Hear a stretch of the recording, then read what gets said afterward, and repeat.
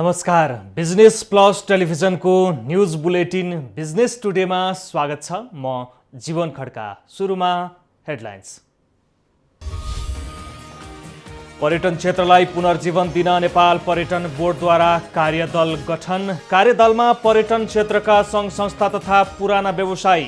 पर्यटन क्षेत्रको 1.5 खर्ब बढी लगानी जोखिममा। पर्यटन व्यवसाय पुरानै अवस्थामा फर्किन लामो समय लाग्ने व्यवसायीको बुझाइ। सरकारले उचित राहत प्याकेजको बन्दोबस्त नगर्दा व्यवसायी झन पीडामा।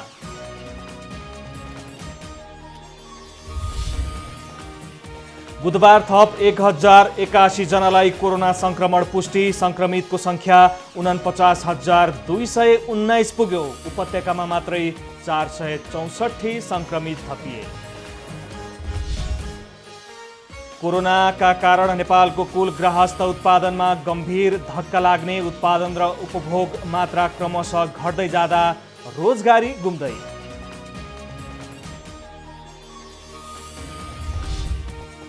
र बुधबार शेयर बजार परिसूचक नेप्सेमा 13.05 अङ्कको वृद्धि। 195 कम्पनीका 2 अर्ब 56 करोड बढीको कारोबार।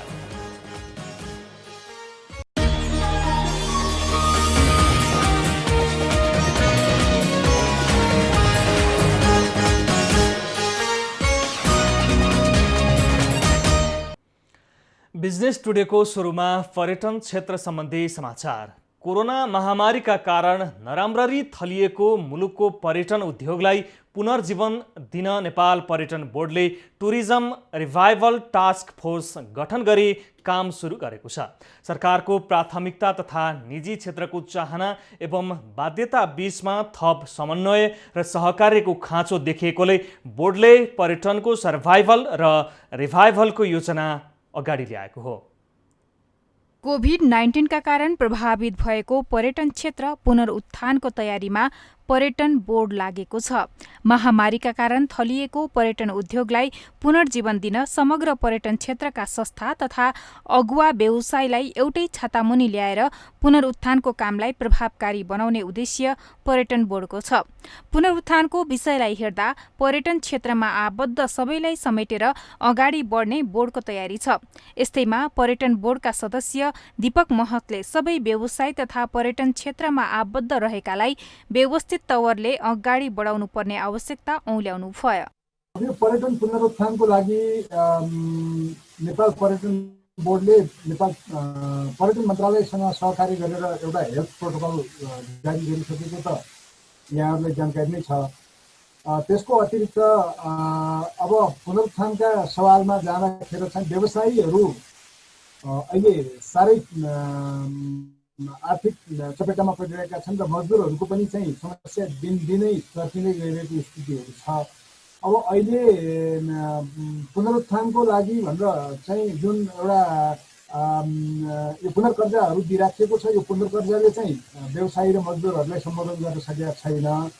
यो ब्याङ्कलाई नै चाहिँ उल्टो सम्बोधन गरिराखेको छ। यता पर्यटन क्षेत्रको पुनरुत्थानका विषय चलिरहँदा ट्रेकिङ क्षेत्रमा आबद्ध रहेकाको आर्थिक अवस्था बिग्रदो रहेको ट्रेकिङ गाइड एसोसिएसनका महासचिव सार्की शेर्पाको भनाइ छ। पर्यटन क्षेत्रमा आबद्ध भएकालाई छिटो भन्दा छिटो राहतको व्यवस्था गर्नुपर्नेमा उहाँको जोड छ।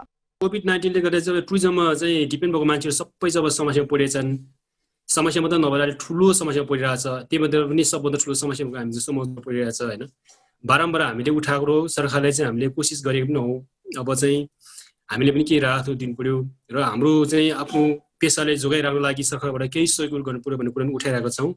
यता टानका महासचिव सरिता लामाले अब पर्यटन क्षेत्र पुनरुत्थान गर्ने समय आएको बताउनु भयो। साथै टानले आफ्नो पक्षबाट पुनरुत्थानका लागि तयारी समेत गरेको छ। यसमा चाहिँ टान नेपालले चाहिँ ट्रेकिङ सम्बन्धी कामहरूलाई र ट्रेकिङको आगामी दिनहरूमा हामीले कसरी सञ्चालन गर्ने, के चाहिँ हाम्रो नयाँ चिजहरूमा इनपुट दिन सक्छ, कसरी हामीले अन्तर्राष्ट्रिय रूपमा बजारीकरण गर्न सकिन्छ र कसरी हाम्रो डोमेस्टिक ट्रेकिङलाई पनि हामीले प्रवर्धन गर्न सकिन्छ भन्ने कुराहरूमा चाहिँ हामीले यसमा इनपुट दिन्छौँ।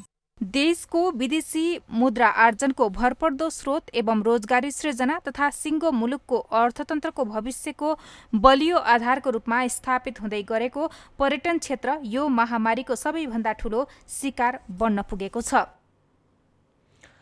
कोरोना भाइरस महामारीका कारण देशको दोस्रो सबैभन्दा धेरै विदेशी मुद्रा आर्जन गर्ने पर्यटन क्षेत्र धराशायी भएको छ। कोरोना भाइरस नियन्त्रण र रोकथामका लागि सरकारले चैत्र 11 गतेदेखि लकडाउन गरेको र त्योभन्दा अगाडि नै अन्तर्राष्ट्रिय उडानमा प्रतिबन्ध लगाएपछि यति बेला पर्यटन व्यवसाय ठप्प छ। सरकारले सन् 2020लाई पर्यटन वर्षको रूपमा मनाएर 20 लाख पर्यटक भित्राउने लक्ष्य राखेको नेपालले वर्षको सुरुवातमै कोरोना भाइरस संक्रमणका कारण क्षति बेहोर्न परेको छ। जनवरी महिनामा झण्डै 80,000 पर्यटकले नेपाल भ्रमण गरेका थिए भने त्यस यता ठप्प छ। यति बेला संसारभरि नै कोरोना महामारीका कारण सबैभन्दा धेरै प्रभावित क्षेत्र पर्यटन उद्योग रहेको छ, जुन नेपालमा पनि यसको प्रत्यक्ष असर परेको छ। वायु सेवा, होटेल क्षेत्र, यातायात र रेस्टुरेन्ट जस्ता पर्यटनसँग जोडिएका क्षेत्रहरू शिथिल भएपछि यति बेला व्यवसायीहरू निराश भएका छन्। अहिलेको विषम परिस्थितिमा जस्तो आएर यो पर्यटन व्यवसायलाई धेरै मर्क परिरहेको अवस्था छ हैन।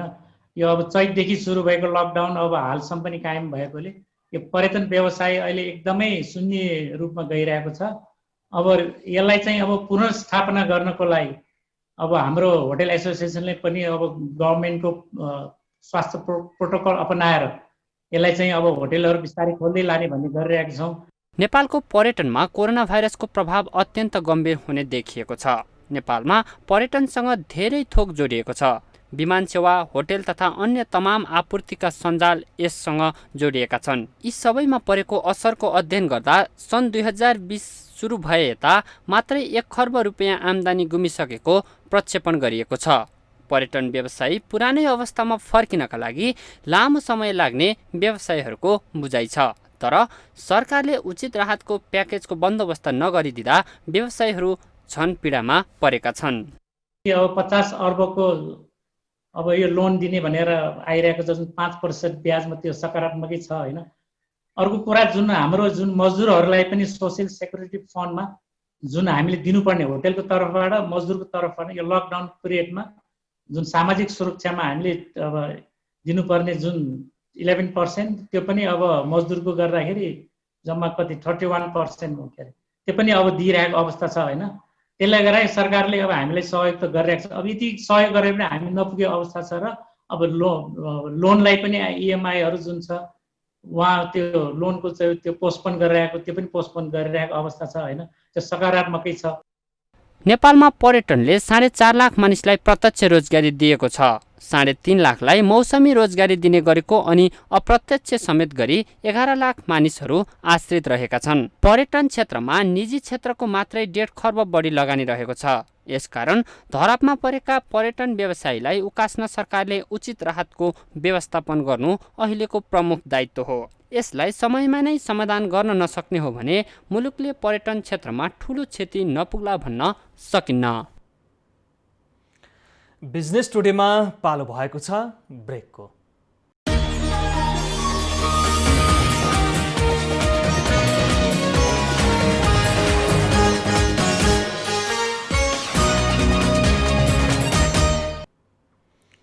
बिजनेस टुडेमा पुनः स्वागत छ। अब बाँकी समाचार।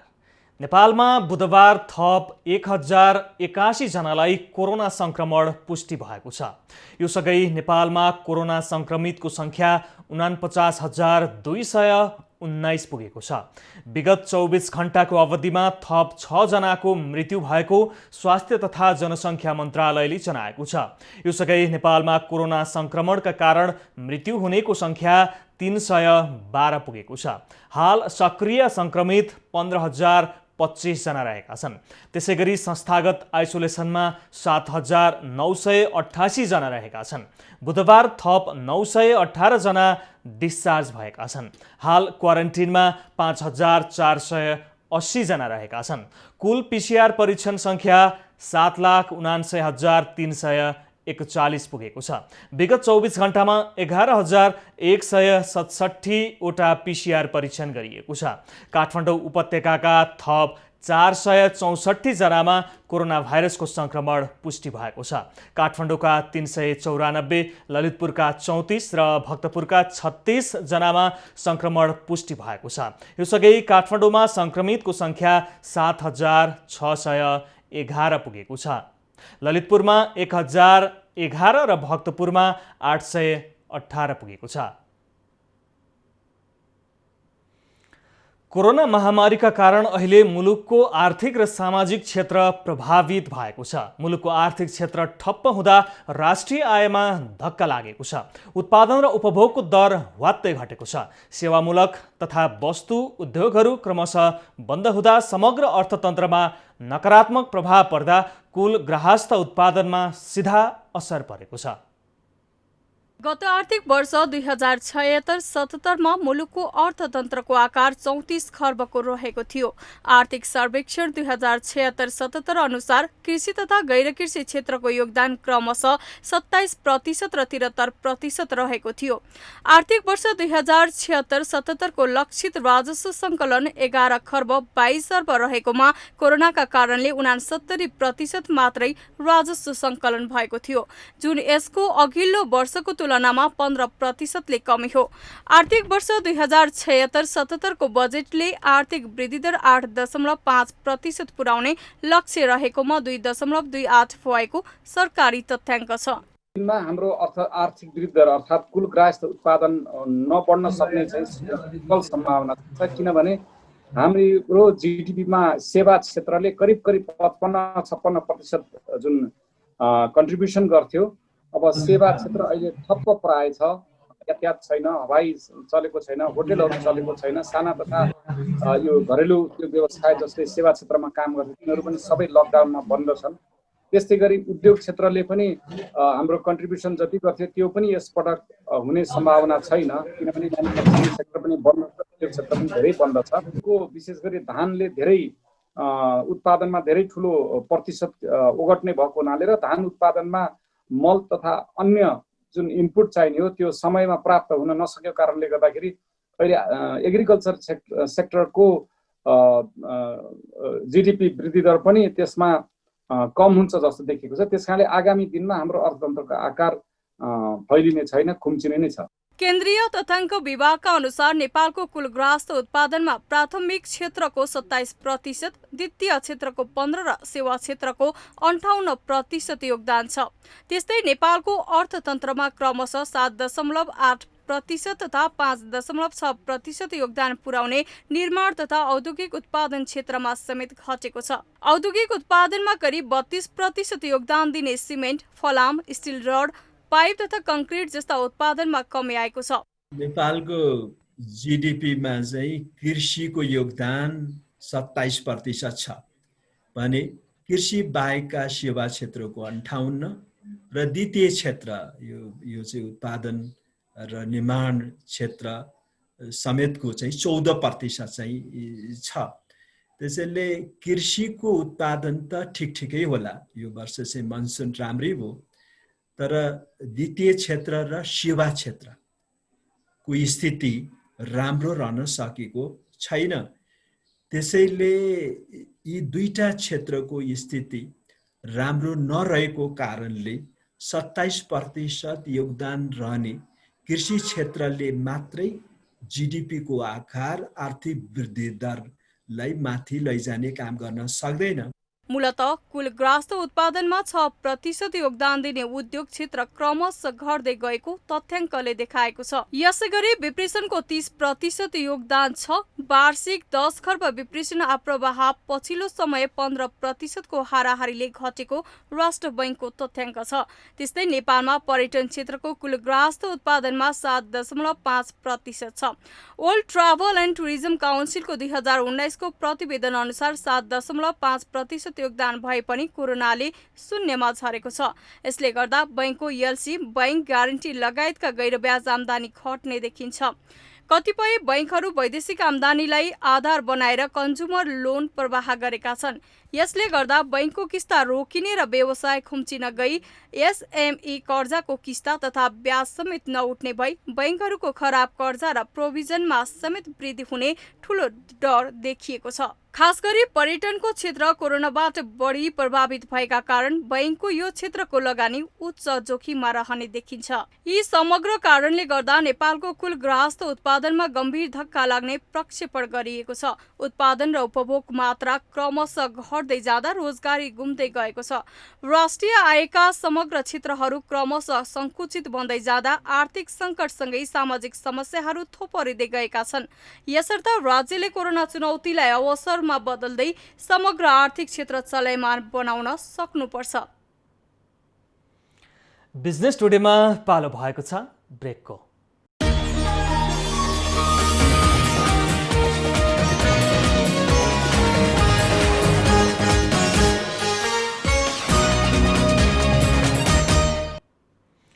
बिजनेस टुडेमा पुनः स्वागत छ। अब बाँकी समाचार। नेप्सी सूचकमा सुधार हुँदा खरिद बिक्री रकममा पनि बुधबार वृद्धि भएको छ।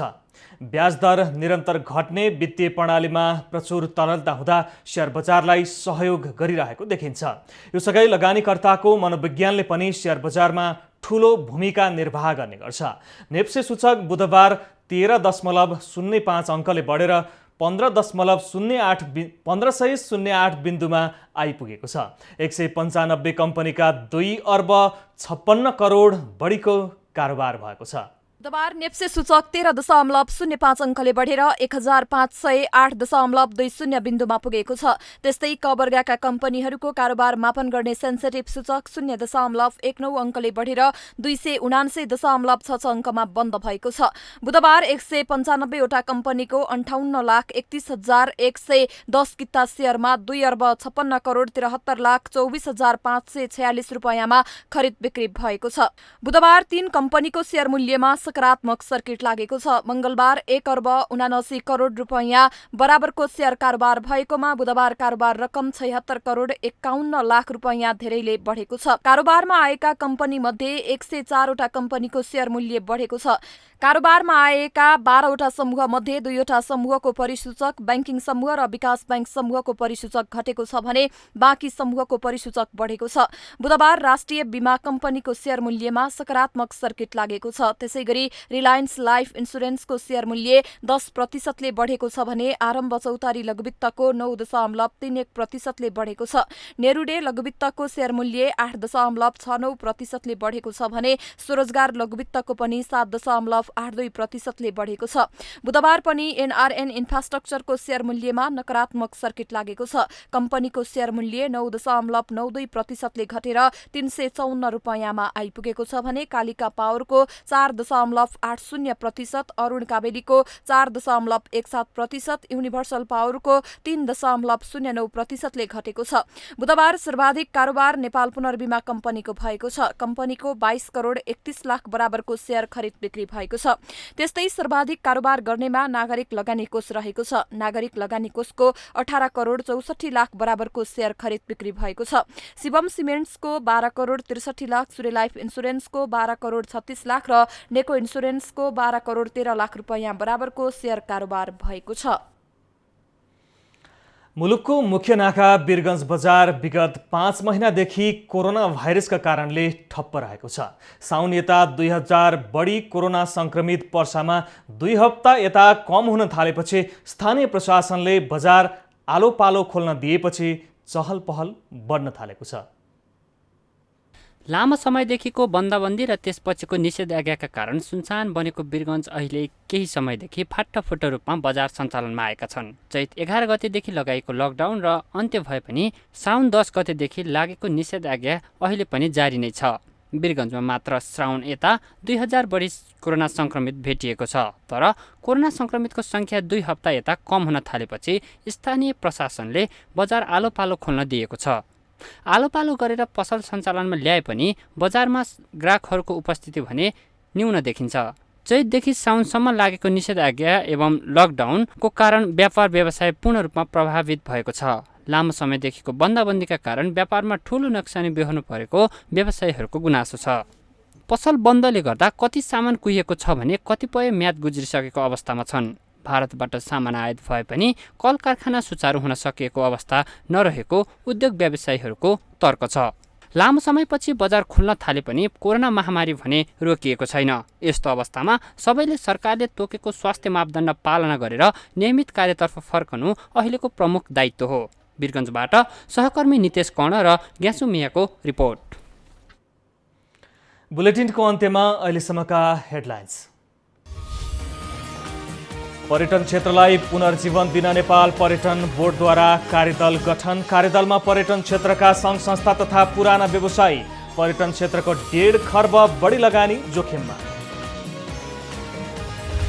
पर्यटन व्यवसाय पुरानै अवस्थामा फर्किन लामो समय लाग्ने व्यवसायीको बुझाइ। सरकारले उचित राहत प्याकेजको बन्दोबस्त नगर्दा व्यवसायी झन पीडामा।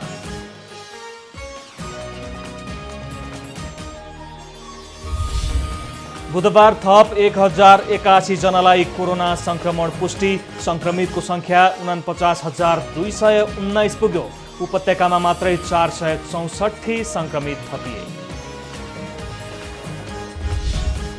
कोरोनाका कारण नेपालको कुल गृहस्थ उत्पादनमा गम्भीर धक्का लाग्ने। उत्पादन र उपभोग्य मात्रा क्रमशः घट्दै जाँदा बेरोजगारी गुम्दै।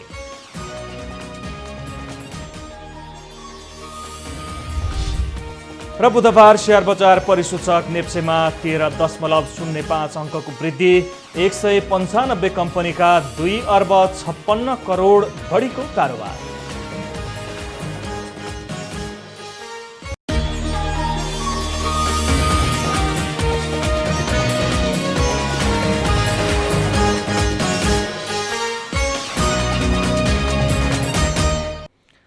बिजनेस टुडे अहिलेलाई यति नै। हेर्दै रहनुहोला business plus television. Business plus, business first. नमस्ते।